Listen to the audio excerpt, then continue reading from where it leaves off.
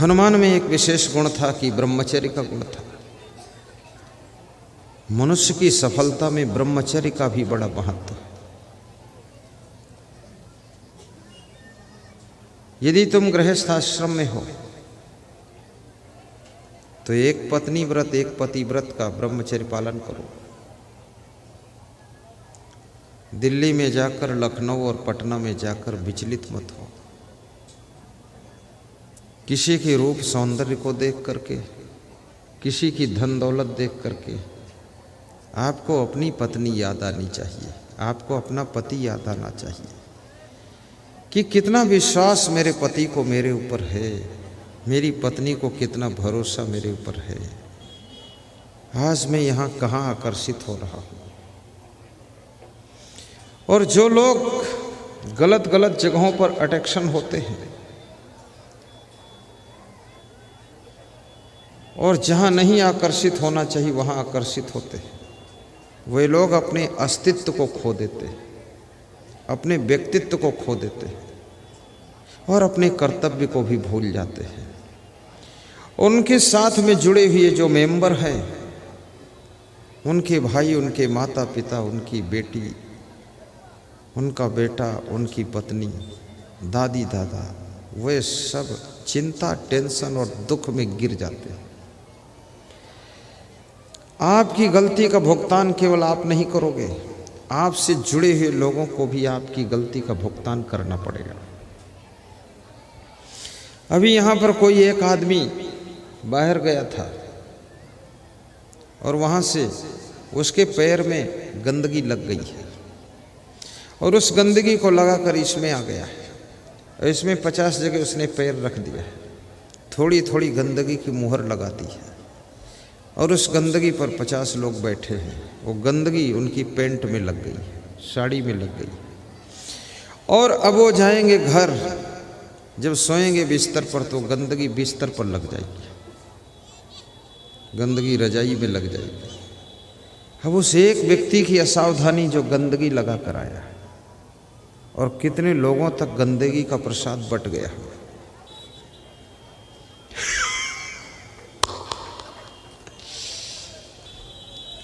एक व्यक्ति गलती करता है, हजारों लाखों करोड़ों लोग उसकी गलती से प्रभावित होते हैं। और एक व्यक्ति जब कोई अच्छा काम करता है, हजारों करोड़ों अरबों लोगों को उससे बहुत बड़ा फायदा होता है।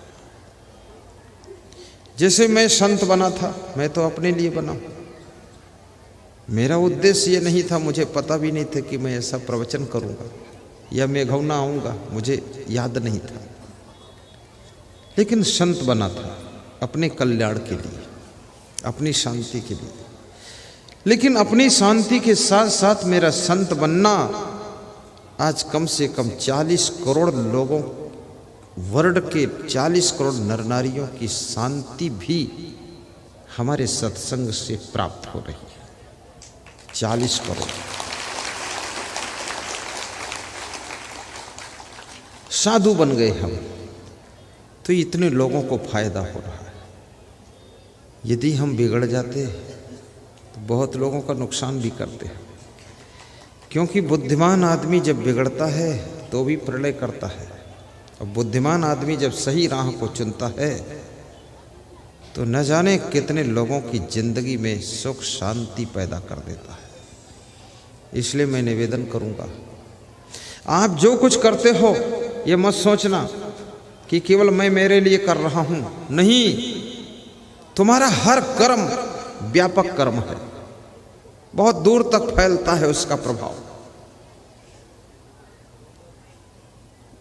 अभी जो हम प्रवचन दे रहे हैं, जितने लोगों के कानों तक आवाज जा रही है, ध्यान से सुन करके अंदर अंदर परिवर्तन हो रहा है। रातों रात घर में बदलाव होगा, तुम्हारा स्वभाव बदलेगा, वाणी बदलेगी, घर में सफाई शुद्धता कल से बढ़ेगी। मैं यहाँ से जहाँ तक मेरी नज़र जाती सबको रीडिंग करता रहता हूँ, सबको पढ़ता हूँ, तुम क्या सोचते हो। और मैं ही नहीं पढ़ता हूँ आपको, आप मुझको पढ़ते हैं। ये मत सोचना कि तुम पढ़ नहीं पाते, तुम खूब पढ़ते हो। तुम अगर मुझको पढ़ न पाते तो मुझको बुलाते ही नहीं। तुमने तो मोबाइल में ही हमको रीडिंग कर लिया था और तुमने टीवी में हमको रीडिंग कर लिया था कि यदि मेघौना में कोई संत बुलाना है तो उस संत का नाम असंग है और असंग को बुला के सत्संग कराना। टीवी और मोबाइल में बहुत से संत आते हैं, उनमें तुमने मेरा चुनाव किया है। तो चुनाव क्या ऐसे थोड़े कर लोगे, रीडिंग किया है आपने। मेरे को जांचा परखा और फिर लाइक किया है और उसके बाद में आमंत्रित कर दिया। इसलिए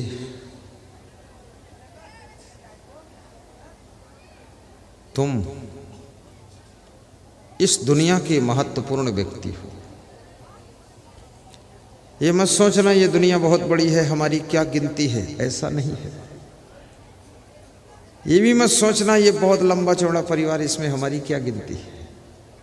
ये भी मत सोचना ये बहुत बड़ा आश्रम है, बहुत बड़ी संस्था, इसमें बहुत साधु संत, मेरी क्या गिनती है, ऐसा नहीं। एक सरोवर था, उस सरोवर के किनारे गुलाब के पौधे लगे हुए थे, कुछ फूल खिले हुए थे गुलाब के, और जो व्यक्ति सरोवर के पास में आता था गुलाब के फूलों को निहार निहार कर देखता था, गौर से देखता था। कुछ लोग गुलाब के फूल को छू लेते थे। मनुष्य के मन का स्वभाव है, जो चीज़ इसको सुंदर लगती है उसको फिर ये गौर से देखता है और देखने के बाद फिर उसको छूने का मन होता है कि छू लूँ थोड़ा और छूने के बाद फिर उसको पाने का मन होता है कि ये चीज़ मेरी हो जाए। ये मनुष्य के मन का स्वभाव है। और जो चीज़ इसको अच्छी नहीं लगती है उसको ये देखना भी नहीं चाहता है, छूना भी नहीं चाहता, वहाँ खड़ा भी नहीं होना चाहता। अब इसके मन को क्या भा जाता है, तो गुलाब के पौधे में तो गुलाब के फूल ही भाते हैं। तो गुलाब के फूलों की लोग प्रशंसा करते थे, गुणगान करते थे, देखते थे, छूते थे, समझते थे। तो गुलाब के पौधे में नीचे जो पत्तियां लगी हुई थी उन पत्तियों को बड़ा दुख होता था और पत्तियां ऐसे सोच रही थी जो कुछ मान सम्मान है सब फूल का ही है, हम तो फालतू लगे हुए हैं, हमारी तो कोई गिनती ही नहीं है, हमको तो कोई देखता ही नहीं है, हम इसमें तो फालतू चिपके हैं गुलाब के पौधे के साथ। ऐसा सोच करके वे पत्तियां दुखी हो जाती थी। लेकिन एक दिन आंधी और तूफान आया और वर्षा हुई, तो आंधी में कुछ गुलाब के पौधे उखड़ गए, कुछ पत्तियां टूट गईं, फूल सब तहस नहस हो गए और गुलाब की पत्ती उड़ करके सरोवर के पानी में जाकर गिरी। और सरोवर के पानी में जब गिरी तो एक चींटी सरोवर के पानी में डूब रही थी। वो चींटी स्पीड से दौड़कर आती है और उस गुलाब की पत्ती के ऊपर बैठ जाती है और हवा के सहारे वो पत्ती सरोवर के किनारे चली जाती है। वो चींटी निकलकर बाहर हो जाती है और उस पत्ती से कहती है, हे गुलाब की पत्ती, सब लोग गुलाब के फूल को ही देखते थे और गुलाब का फूल ही महत्वपूर्ण समझते थे, लेकिन मेरी जिंदगी के लिए गुलाब की पत्ती महत्वपूर्ण है। अगर तू न होती तो आज मेरी जिंदगी भी न होती, मैं डूब जाती पानी में। इसलिए तुम परिवार के फालतू सदस्य नहीं हो, आश्रम के फालतू संत नहीं हो, राजनीतिक पार्टी के तुम फालतू मेंबर नहीं हो, तुम इस दुनिया के फालतू इंसान नर नारी नहीं हो। तुम्हारी इस दुनिया को बहुत बड़ी जरूरत है और कहां कब किस काम तुम आ जाओगे क्या पता है। किसकी जिंदगी बचाने के काम तुम आ सकते हो, किसको जीने का ढंग सिखाने के काम आ सकते हो। इसलिए अपने आप को साधारण समझ करके दुखी मत हो। ये मत सोचना कि मैं शिक्षा नहीं प्राप्त कर पाया, मैं तो बेकार हूं, ऐसा मत सोचना।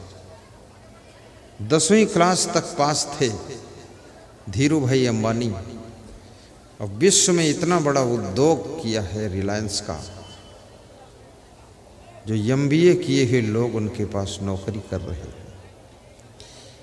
आज रिलायंस की ओर से स्पेशल हवाई जहाज बॉम्बे से जामनगर उनके कर्मचारी अधिकारियों को लेकर आता है, शाम को फिर बॉम्बे वापस ले जाता है। मुकेश अंबानी के पास पर्सनल हवाई जहाज, और मैं तो शुभकामना करता हूँ कि तुम्हारे सबके पास कम से कम हवाई जहाज हो ना हो, लेकिन 4 पहिया की एक गाड़ी सबके पास हो। 5 साल बाद मिलो तो सब 4 व्हीलर से मिलो। साड़ी सस्ती पहन लेना माताओं बहनों, लेकिन द्वार पर 4 व्हीलर गाड़ी होना चाहिए। गले में हार सस्ता पहन लेना, लेकिन द्वार पर कार होनी चाहिए।